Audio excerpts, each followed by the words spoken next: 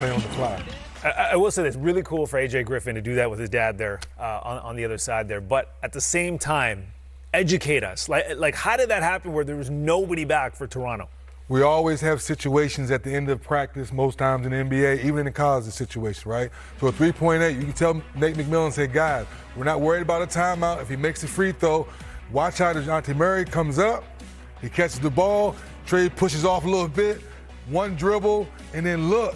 OG probably forgot who I was guarding. Watch how OG throw his arm up. Oh, I forgot he was back there. But more importantly, if Griffin tries to dunk that alley-oop with the ball still in his hand, it doesn't count. The fact that he touches it, clock goes off, win the ball game, great execution on the fly. Yeah, they executed that play flawlessly. And also, if you look at the start of that play, you got Young on Young. Mm-hmm. Trae Young is being guarded by Thaddeus Young. Advantage Trae Young. And you see quickly, I mean, he leaves Thaddeus in the dust. Thaddeus in his mid-30s right now, big man. He can't keep up with Trae. So he creates that space on that mismatch. DeJounte gives him the ball, and then the rest is history with the excellent pass. Quickly, what are you saying to Scotty Barnes? Because I know he's been struggling a little bit with his confidence this year offensively. I mean, they would have had the game if he gets that bucket. Yeah, but Scotty Barnes missed the layup, but we understand that he's a very good young player in this league. He's going to make most of those. And you hang on the fact that he had a really good night. Yeah. He had a bad moment there, but he had an incredible game. Yeah, season high for him, 28 points. So that's a good sign for the Raptors. But they go down in this game. As header coming up, you got the T-Wolves and Sixers a little later on. The Jazz and the Blazers, two of the better stories in the NBA. But we start with the Sixers because their storyline is absolutely intriguing right now. For all the wrong reasons and right reasons, a little mixed bag. James Harden missed the last 6 games due to injury. He's not due back for a little bit. Joel Embiid has picked up the slack. You look at those numbers. And then Tyrese Maxey leaving yesterday's game. He's gone 3 to 4 weeks. And we don't know about Tobias Harris, but we can ask this next guy, Keith Pompey, who covers the Sixers for the Philadelphia Inquirer. He knows everything. That's why we brought him on. And we got to start off with Tyrese Maxey because that's the breaking news. He's out 3 to 4 weeks. How does this impact the team, Keith? I mean, in a major way. I mean, you look at Tyrese Maxey, right now, in order for the Sixers to be competitive, they want Tyrese to be Batman. Excuse me, not Batman. They want him to be Robin to Joel Embiid's Batman. And the problem is just like they haven't had a lot of time on the court together to develop that as the entire group. So I think this is going to hurt them a lot moving forward because when you look at this lineup, the starting lineup has only played in 6 of their 16 games together. So not having Tyrese available is really going to hurt them in regards to gelling. Yeah, and they wanted Tyrese to step up without James Harden. And what is the latest on James Harden right now? When could he return? James, I expect James to not return the next week, but the week afterwards. Right now he seems to be on pace for that, 4-week, the month recovery. Right about now is like he's doing a little bit of light shooting, and then, next week he'll do some other things, and then it's all about the conditioning. He seems to be well. It's one of those things where he only had the walking boot on for a couple of days. He said he felt a little bit uncomfortable and decided to take it off. But I think right now with Maxey being down, it's going to be one of those things where he's going to be ready to come back, as soon as, the timeline is over with. In the meantime, Joel Embiid has picked up the scoring slack. Listen, you've seen him do some special things over the past few years. What is making Joel so unstoppable right now? I think he's in better shape, in better conditioning. Like in the past, it used to be one of those things where Joel kind of sort of took time off, and then all of a sudden it was like he came back heavy, he came back a little sluggish. I think right now the conditioning for whatever he's doing, the conditioning is better, so he can be able to dominate like he did a couple nights ago in the fourth quarter. Also, I think that, Doc Rivers doesn't get a lot of credit. Since Doc Rivers has been the 76ers coach, you saw Joel Embiid's play elevate. And with that being said, that helps with the conditioning, is being a better teammate. And what I mean by that is finding guys, like passing out of the double and triple teams. So I think that Doc Rivers has been, great for Joel's development. And we're seeing it in regards to also him being in better shape.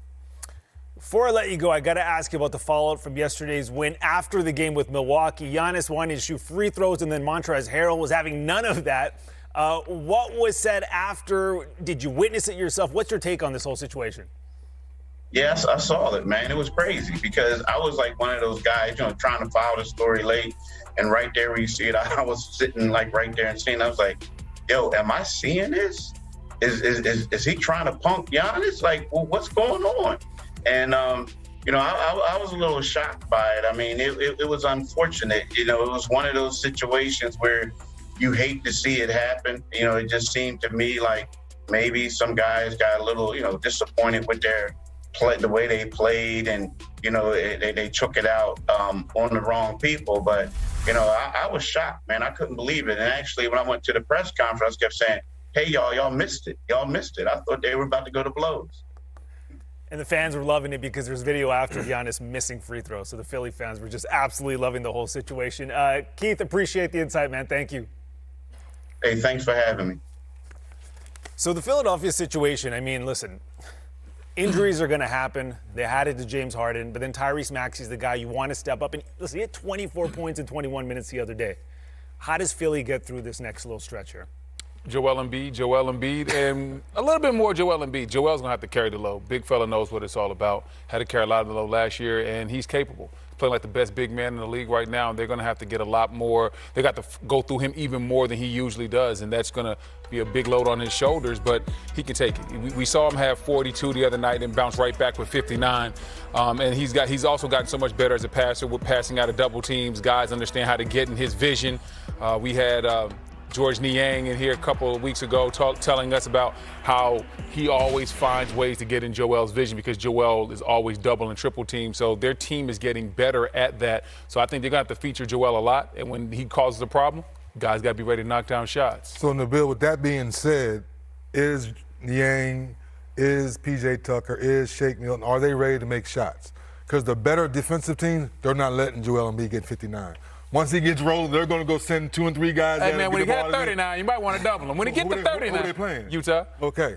So see what I'm saying? So that's my point. Now, we know Utah's off to a great start, and they got young guys, and they're playing well. But we know Utah's not one of those juggernaut defensive teams where they're saying, we're not going to let one guy beat us.